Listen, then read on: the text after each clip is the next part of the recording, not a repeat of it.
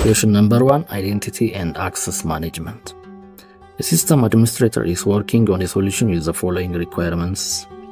Provide a secure zone, first of all, then enforces a company-wide access control policy, except it reduces the scope of threats. So which one of the following is the system administrator setting up?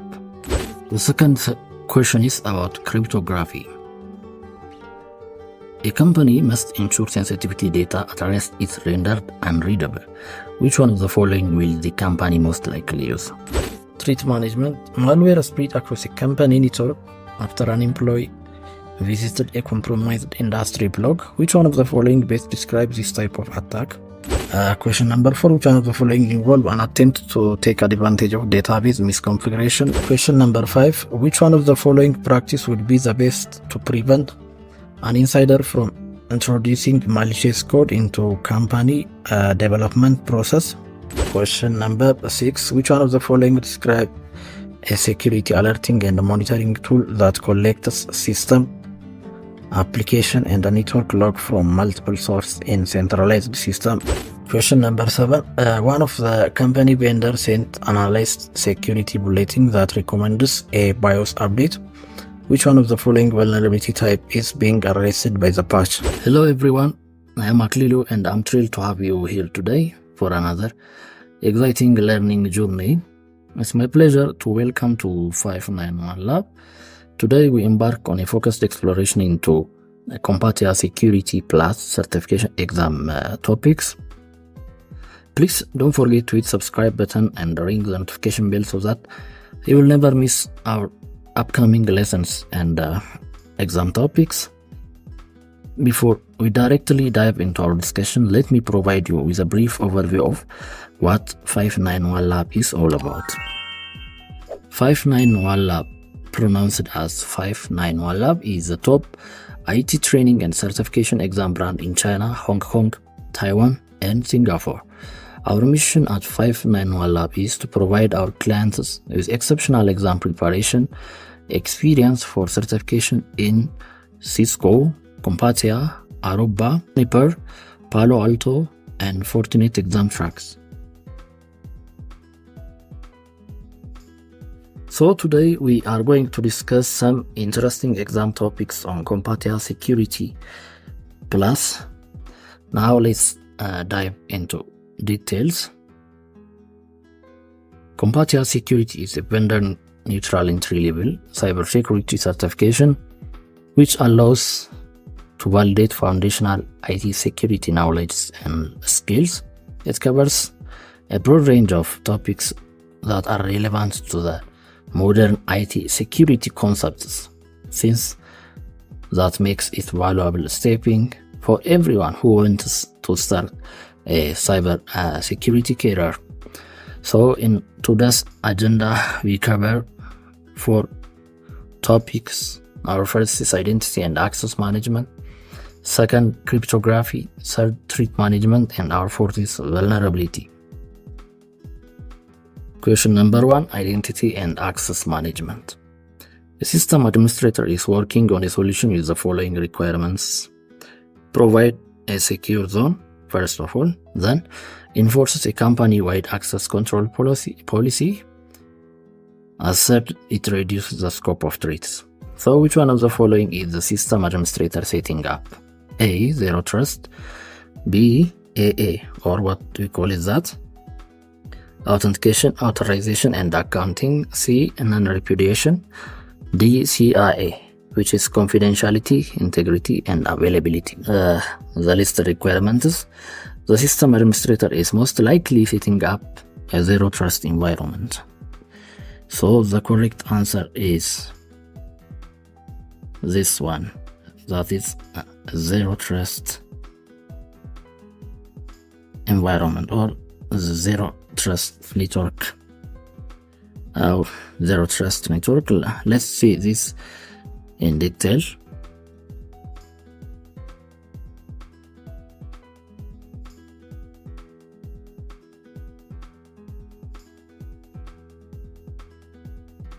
Traditionally, we have such kinds of network.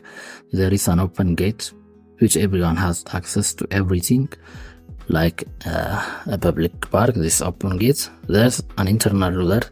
These are trusted user. These are trusted by default, so they can freely access every resource and data in any company. Attackers, as we all know, can potentially gain access to any resource if the breach is happen, or if there is a breach parameter. So there is a public network, their internal network, then the attackers outside the network. So the traditional network architecture is resemble this, while a zero trust network look like this. It have three main concentration areas. The first is continuous verification. Every request is checked and approved before access is granted. So every user should be authenticated before he enters into the company's internal infrastructure to access any data or resources. Second is least privilege. User can only get access to specific resource. This means there is what we call that an access control list. Everyone has its own permission and role. So like a gated community with individual key, every person has a specific resource they want to access. The third is micro segmentation. This means network is divided into various smaller secure zones, which eliminates the damage from breaches. So we can divide into zone 1, zone 2, zone 3, and zone 4. For example, if someone has his own house, rather than locking the outside door only, it means locking the kitchen, locking the bedroom, and locking other classes to ensure more security. This is a zero trust architecture, which resembles broadly to see that zero trust architecture. There is a user application. So at the first stage, it should be verified. It verify every access attempts. Then it determines its eligibility. What we say that role and access, roles and to which permission. So this is the first step, authentication. This is role and permission or access control list. The third is which surface or which zone this individual user are eligible, whether in service, whether to asset, to data, or to application. So it's determined in such a way. Zero trust architecture ensures the security. So it's important to note that zero trust security reduces the attack surface. As you can see from this, it reduces the attack surface, since a smaller attack surface make it harder for attacker to reach critical resource, and also it limits the damage since it is divided into various zones. So maybe a specific zone can be attacked rather than in traditional network all the zone will be infected. So it minimizes our impact. The third is stronger security. This means continuous verification and least privilege. It makes harder for any unauthorized user. So that is the reason we choose the zero trust network. So this zero trust could be the right answer, while this could not be the answer. AA could not be the answer.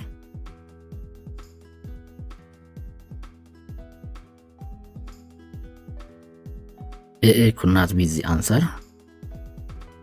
This is not the answer because authentication, authorization, and accounting is relevant to security and access control, but it is not specific solution like zero trust and does not directly address the scope threats. It can't reduce the scope threats. So this could not be the answer, while non-reputation could not be the answer, because this ensures accountability for actions but doesn't focus on creating a secure zone or reducing the scope of threats. While third is the D option is about confidentiality, integrity, and accessibility or availability. These are fundamental security goals, but zero trust is specific architecture and a philosophy for achieving the system administrator solutions that are listed in this topic. Therefore, considering all the requirements, zero trust is most likely a solution to this system administrator setting up. So you have to remember that. While zero trust is effective in addressing this specific requirement, it's just one element of comprehensive security strategy. Implementing additional security measure and best practice alongside with zero trust is crucial for any strong organizational posture or organizational security. The second question is about cryptography. A company must ensure sensitivity data at rest is rendered unreadable. Which one of the following will the company most likely use? A. Hashing, B. Tokenization, C. Encryption, D. Segmentation. The answer to this is encryption. Encryption is the correct answer. Here is why encryption is the correct answer, because it allows direct data protection. That means encryption directly transforms the data itself into unreadable, scrambled format using any cryptographic algorithm and secret keys like algorithm, data encryption algorithm, RSA or reversed Shamir and Adelman algorithm. There are various algorithms and various keys like symmetric and asymmetric keys we can use to encrypt and decrypt any data. So the second option is it's reversible. Encryption is reversible, while encryption renders data unreadable. It's also reversible using some correct key by using some correct way. This means it allows authorized user to access and decrypt the data when needed. So hashing could not be the answer. Hashing could not be the answer because it's simply a process of creating a unique and a fixed length string or hash from data input, but this not be reversible. It is irreversible. It's primarily used for integrity verification and password storage.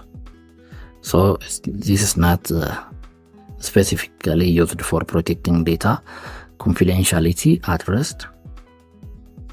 Tokenization could not be the answer because this involves replacing sensitive data with non-sensitive token, but it doesn't directly protect the original data itself. It's useful for reducing exposure during any transaction like banking transaction, but doesn't guarantee confidentiality if this token is compromised. So this doesn't guarantee confidentiality. Segmentation also could not be the answer because this is simply a strategy used for isolate any sensitive data within a specific network of segments or system. So this doesn't inherently render the data unreadable at rest. So it's essential security measure, but it's not for direct data protection way. So encryption is a correct answer. Let's see this in detail about encryption.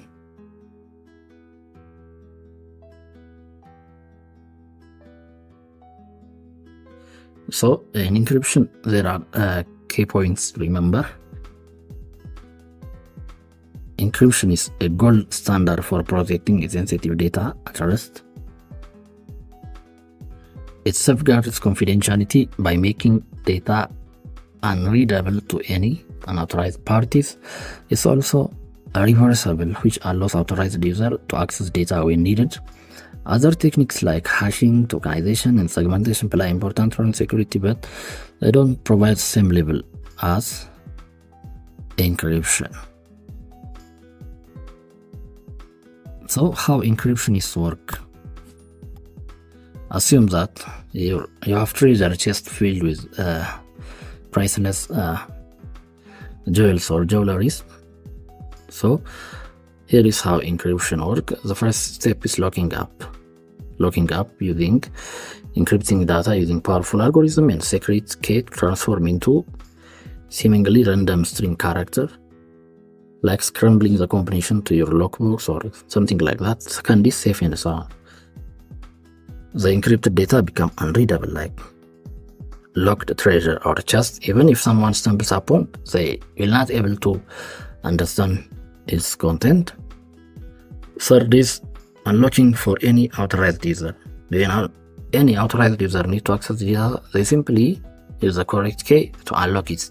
It's like having the right combination to your lockbox. So beyond this question, encryption can provide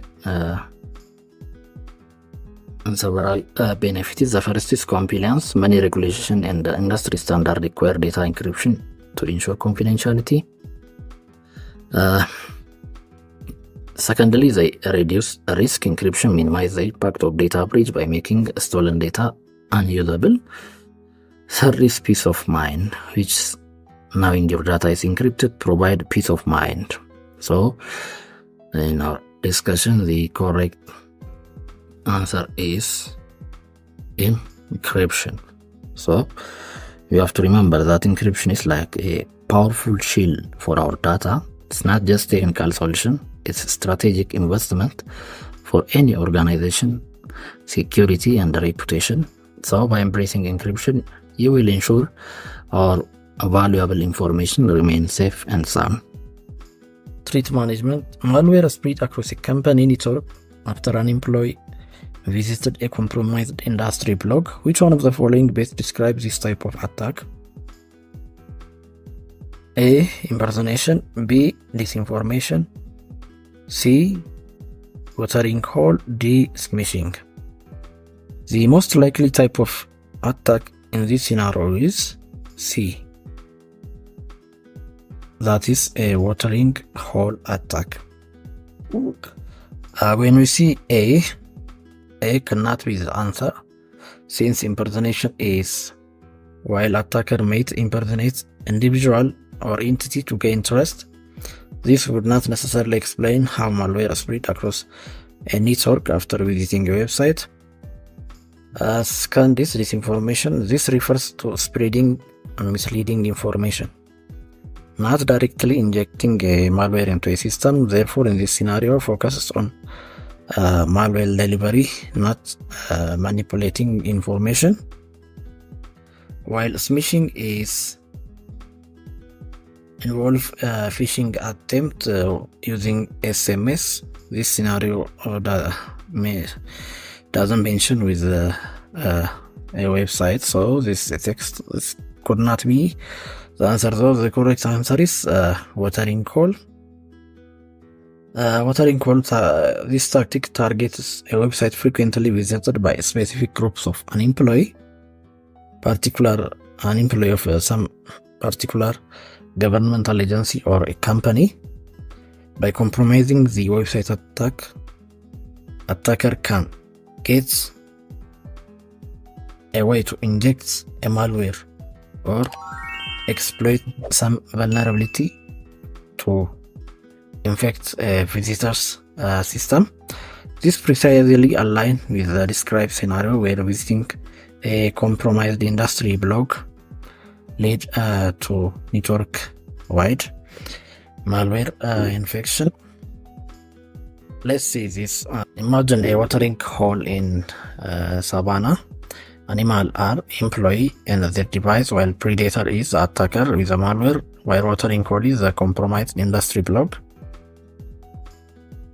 So in first step, the attacker poisons the watering hole injects malicious code, exploits in the block. Then animal come to the link like an employee visit the block or industry news or an information.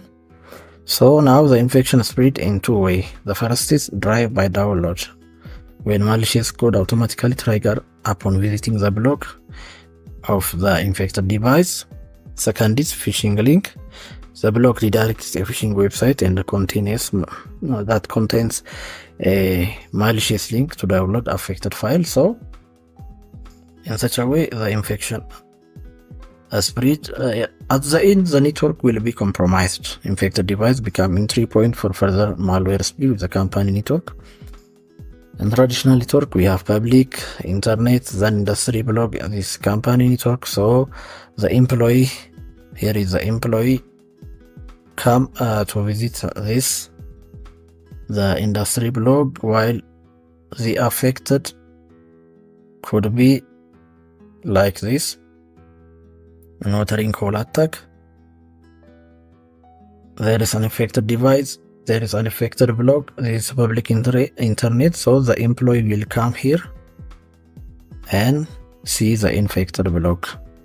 Then the device will be affected. So the attacker will get the malicious link, phishing link, and the malware to download from this infected block.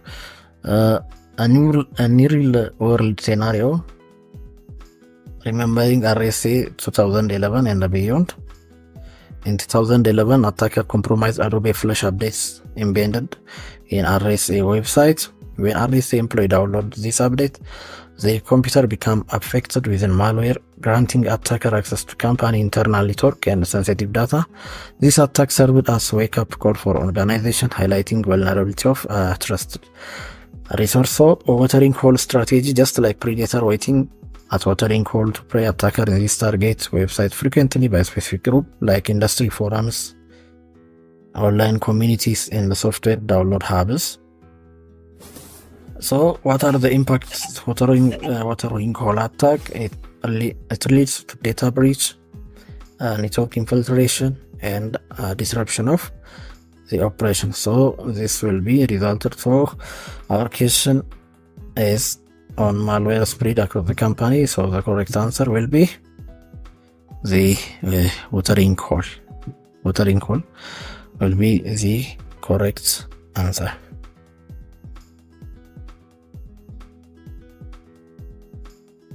Question number 4. Which one of the following involve an attempt to take advantage of database misconfiguration? A. Buffer overflow, B. SQL injection, C. Virtual machine escape, D. Memory injection.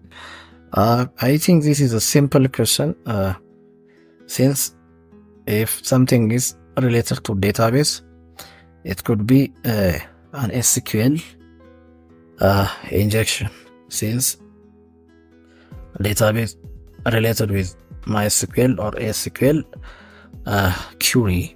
The SQL injection specifically targets vulnerability in database application. Attacker can inject malicious SQL statement using input fields to manipulate the database bypassing intended controls. So database misconfiguration leads to SQL injection attack. This is the simple question, since lack of input validation and output encoding, this will result from database misconfiguration. Let me see it in detail. So SQL injection is common and dangerous attack technique. It can lead to data theft, corruption, even complete system compromise. To prevent SQL injection, organization must validate all user input, use parameterized queues, keep data software and libraries updated, implement proper access control and user permission. They should regularly scan vulnerabilities to their application securities, and therefore the correct answer would be SQL injection? This is a simple question. Buffer overflow, this is doesn't directly involve in database. This does not involve in database activity. It simply exploit memory related vulnerability to execute some arbitrary codes not directly targeting the database, while virtual machine escape breaks out of virtual machine to gain control of any host system. So this is not specifically exploiting database issue, while memory injection injects a malicious code into running processor memory, not targeting database directly. So again, the correct answer will be SQL injection. So all the choice doesn't directly related to a database. Question number 5. Which one of the following practice would be the best to prevent an insider from introducing malicious code into company development process? A. Code scanning for vulnerabilities. B. Open source component usage. C. Quality assurance testing. D.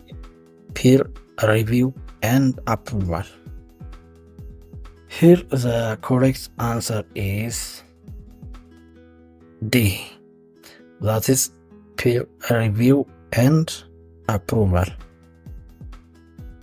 Why peer review and approval is the most effective practice to prevent insider threats is because they have multiple eyes on code, while previewing it requires other developer to examine code changes thoroughly before they are integrated into the code base. This increases the likelihood of spotting malicious code, as it's less likely that multiple developers would collude to introduce vulnerability. Secondly, it is what we call it shared responsibility. Peer review fosters a sense of collective ownership and accountability for code quality. Thirdly, it's diverse perspective. Different developers bring unique perspective and expertise to review process, which enhances quality and potential issues. So, code scanning and vulnerability is valuable for detecting vulnerability. This is simply for detecting vulnerability. It might miss cleverly disguised malicious code or zero-day vulnerability. So simply, it is for detecting any vulnerabilities that are issued as common vulnerabilities, while open source component usage is introduce a risk if components aren't properly vetted, but it doesn't directly address insider issue. This can't directly address the insider issue. See quality assurance and testing. This mainly focus on identifying bugs and functional issues, not specifically detecting the malicious code. So peer review is best practice for insider. This is a benefit of peer review. Best practice for effective peer review: everyone should have a clear guideline, establish a clear expectation for code quality, securing and review process. Second is reviewer should be selected appropriately using expertise. Third, structured feedback, provide a constructive feedback focusing on improving code quality and security. So how peer review work? Let me see. It's like on the whole, developers submit their code changes, which are then reviewed by their peers. It's likely nice taking turns to inspect everywhere brick by brick, searching for crack or weakness. It's, as we see already, it's shared responsibility. Every pair of eyes, another layer of defense. There is also what we call the different perspective. Everyone has its own perspective. Brick It brings a unique perspective and expertise to review the process, enhancing which helps to identify potential issue, including the malicious code. Okay, the next is question number 6. Which one of the following describe a security alerting and monitoring tool that collects system, application, and a network log from multiple sources in centralized system, SIEM or security information event management? B. DLP or data loss prevention. C. IDS intrusion detection system. D. SNMP or security network management. So the correct answer for this is C.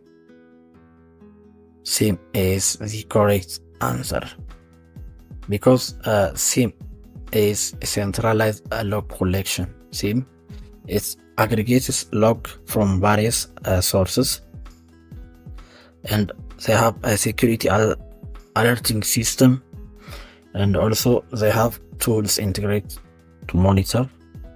Let me see it in detail. Here is a breakdown of SIEM, centralized log collection. SIEM solution aggregate log from various sources across IT infrastructure, including system, application, network, and security device.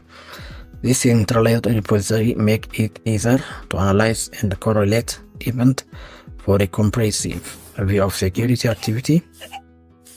Okay, secondly, security alerting.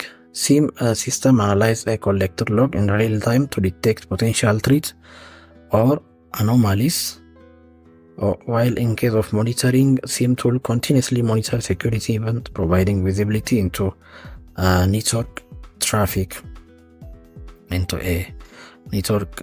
So key benefit of SIEM: they have early threat detection, they have compliance, they facilitate compliance security regulation, they investigate any incidents, they have a threat intelligence integration that are related with artificial intelligence cases. So if you are a digital army, so SIEM is simply protecting your organization from cyber attack. It is your security command center. SIEM is simply assuming that you are a digital army, so your SIEM is your security command center. So the correct answer is C. B could not be the answer. DLP is simply a data loss prevention. It focuses on preventing unauthorized data exfiltration. So this could be not the answer. B could not be the answer. While IDS is intrusion detection system, monitor network for malicious activity and intrusion attempt. This could not be. SNMP is manages and analyzes network security devices and configuration. So C is the correct answer. Question number 7. One of the company vendors sent analyzed security bulletin that recommends a BIOS update. Which one of the following vulnerability type is being arrested by the patch? A. Virtualization. B. Firmware. C. Application. D. Operating system. Actually, BIOS, this means basic input and output stream, is a type of firmware. It's a low-level software embedded in a computer motherboard that controls essential hardware function, including booting the system, managing hardware components, and providing basic security feature. BIOS update specifically addresses vulnerability discovered in the BIOS firmware itself. So the correct answer is firmware. Since this vulnerability could allow attacker to gain any unauthorized access to the system, they will be able to manipulate hardware setting, even implant malware that persists after operating system reinstallation. While virtualization could not be the answer, since it refers to creating a virtual environment to run multiple operating systems on a single hardware platform like personal computer or any other. BIOS vulnerability are not specific to virtualization component.